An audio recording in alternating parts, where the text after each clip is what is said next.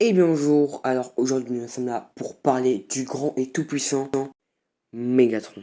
Alors on va parler de son histoire aujourd'hui parce que je pense que ça intéresse beaucoup de monde, enfin les fans de Transformers, l'histoire de Mégatron. Après il n'y a pas tout qui va être vrai dans ce que je vais raconter, mais surtout les sources viendront des séries que j'ai regardées, des forums que j'ai lus, donc voilà.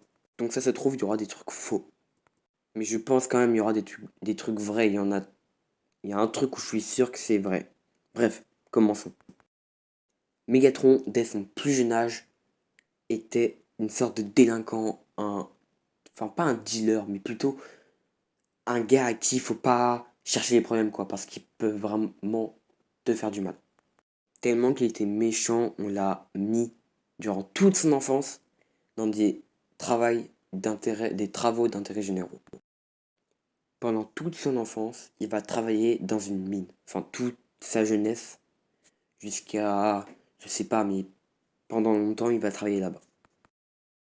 À la recherche d'Energon, ce qui est, je pense que vous savez, un peu le séant des Transformers, l'unité de vie de la technologie Transformers. Donc voilà.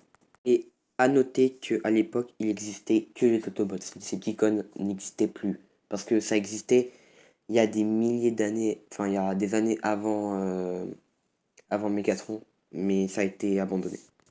Megatron, cherchant un moyen de s'échapper de cette mine, bah un jour, il va trouver un truc qui va changer totalement sa vie. Megatron va trouver de l'énergon noir.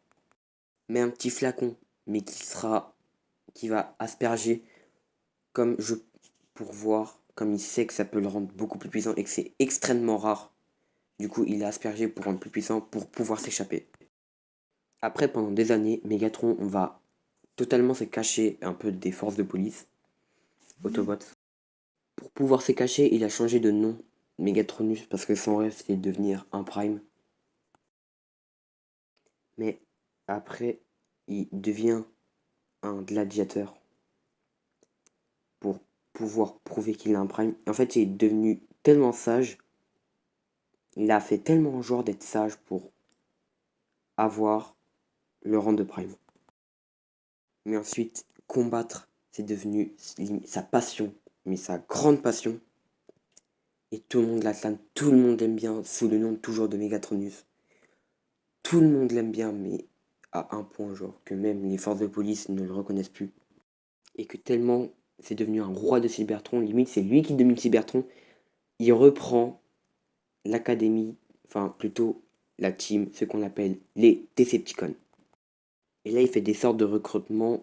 En premier il a recruté Soundwave, puis des Shockwave, puis après ça, au fil du temps ça a avancé. Et là il est tellement au sommet que c'est presque à coup sûr, c'est même à coup sûr qu'il devienne un Prime.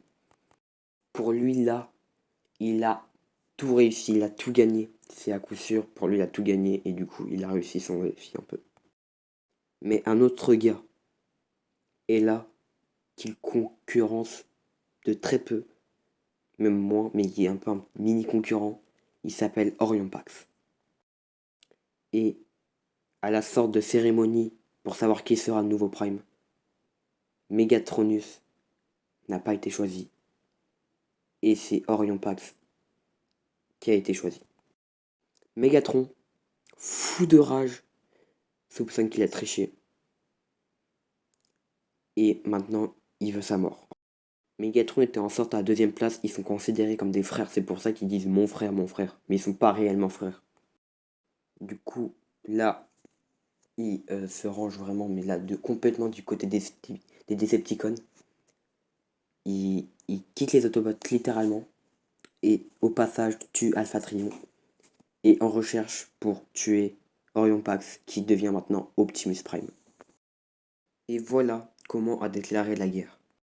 Juste pour ça, pour une sorte de jalousie de Megatron, il a complètement pété une durite et ça a déclaré la guerre de Cybertron qu'on connaît.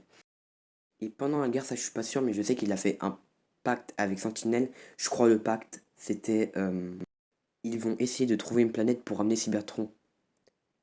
Et peu importe les habitants, et que Sentinelle, à un moment, au dernier moment, allait rejoindre les Decepticons. Et là, Megatron, il a une idée derrière la tête. Ah oui, il reprend le nom de Mégatron pour info. Il a une idée derrière la tête. Comme l'énergon noir l'avait rendu puissant, le petit flacon, il va pendant des années chercher une grande quantité d'énergon noir pour le rendre 100 fois plus puissant.